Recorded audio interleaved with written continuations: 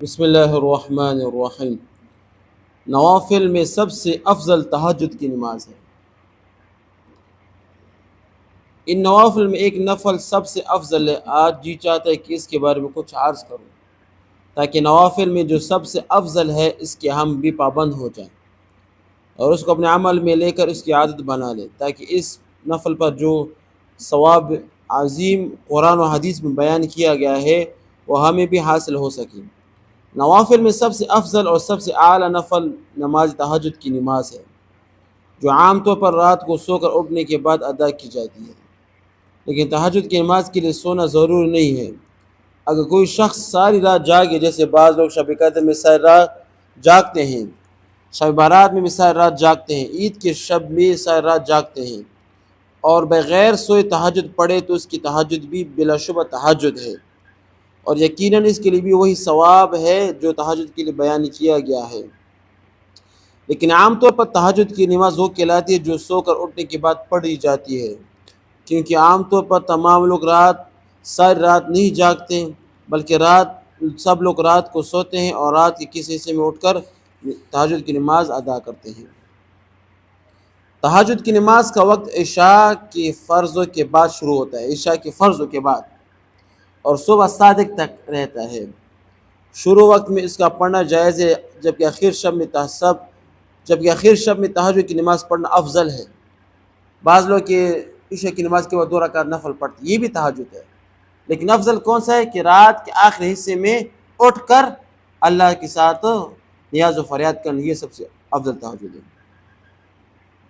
یعنی اگر شروع وقت میں پڑھنا چاہے تو وہ بھی جائز ہے، جیسے کہ آپ کے سامنے انشاءاللہ اللہ تعالیٰ اس کے بارے میں کچھ باتیں آ جائیں گی، انشاءاللہ تعالیٰ اس کے بارے میں کچھ باتیں آ جائیں گی۔ ہم میں سے ہر شخص کے اندر اس کی ادائیگی کی پوری صلاحیت موجود ہے۔ ہم میں سے جو شخص بھی چاہے نہایت آسانی کے ساتھ نہ صرف اس نماز کو پڑھ سکتا ہے بلکہ اپنی عادت بھی بنا سکتا ہے۔ بس اس کے لیے 2 کاموں کو ضرورت ہے، ایک ہمت کرنے کی ضرورت، دوسرے دعا کرنے کی ضرورت ہے۔ ہمت کرنا بھی ہمارے اختیار میں ہے، دعا کرنا بھی ہمارے اختیار میں ہے۔ کسی سے ملنے کے لیے جانا ہو تو رات کو اٹھتے ہیں، آرام چھوڑتے ہیں، فکر سے سوتے ہیں، فکر سے اٹھ جاتے ہیں، سفر پر جانا ہو تو آرام سے اٹھ جاتے ہیں، کیونکہ پریشان لاحق ہو جائے تو آرام سے اٹھ جاتے ہیں۔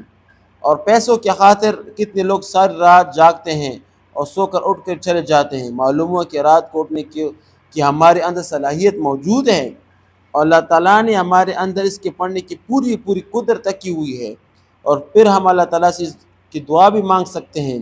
تو ایک طرف اگر ہم اللہ تعالیٰ سے توفیق مانگے اور دعا مانگے، اور دوسری طرف پوری ہمت کریں اور اپنے اختیار کو بھی استعمال کریں، تو کوئی وجہ نہیں کہ ہم اس کو ادا نہ کر سکیں۔ انشاءاللہ تعالیٰ ضرور اس کی توفیق ملے گی، اور ہم سب انشاءاللہ تعالیٰ سے نہ صرف یہ کہ کبھی پڑھیں گے بلکہ روزانہ پڑھنے لگیں گے۔ سب سے افضل نماز وہ ہے، اور وہ ہمارے اختیار میں پوری طرح موجود ہو تو پھر ضرور اس کا ارادہ کرنا چاہیے اور نیت کرنی چاہیے کہ آج کے بعد انشاءاللہ تعالی ہم سب تہجد کے گزار بن جائیں گے۔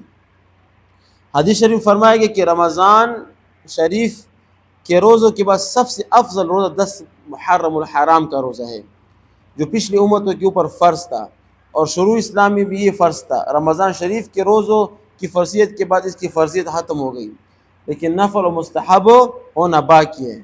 پھر اس میں بھی یہ بہتری ہے کہ اس کے ساتھ ایک روزہ اور ملایا جائے، یا تو 9 اور 10 محرم الحرام کا روزہ رکھے، یا 10 اور 11 محرم الحرام کا روزہ رکھے۔ دراصل روزہ ایک ہی ہے، مگر اس کے ساتھ مزید ایک روزہ ملانے کا حکم اس لیے کیا ہے کہ یہودیوں کے ساتھ مشابہت نہ رہے۔ اور فرض نماز کے بعد سب سے افضل نماز کیا ہے؟ تہجد کی نماز ہے۔ پس جب نبی اکرم صلی اللہ علیہ وسلم نے اس کا سب سے افضل ہونا بتا دیا تو اس سے بڑھ کر افضلیت کی کوئی اور سند نہیں ہو سکتی۔ ایک عجیب بات یہ ہے کہ جس طرح فرض نماز کے بعد اللہ تعالیٰ سے نے دعا کی قبولیت کی گڑی رکھی ہے کہ فرض نماز کا سلام پہنے کے بعد دعا کی قبولیت کا خاص وقت ہوتا ہے۔ یعنی فرض نماز کے بعد امام صاحب کہتے ہیں اللہم انت السلام منک السلام، یہاں پر آدھا منٹ دعا کرنی چاہیے، کیونکہ یہ خاص وقت ہوتا ہے جو دن میں 5 مرتبہ اللہ تعالیٰ کی طرف سے ہم کو عطا ہوتا ہے۔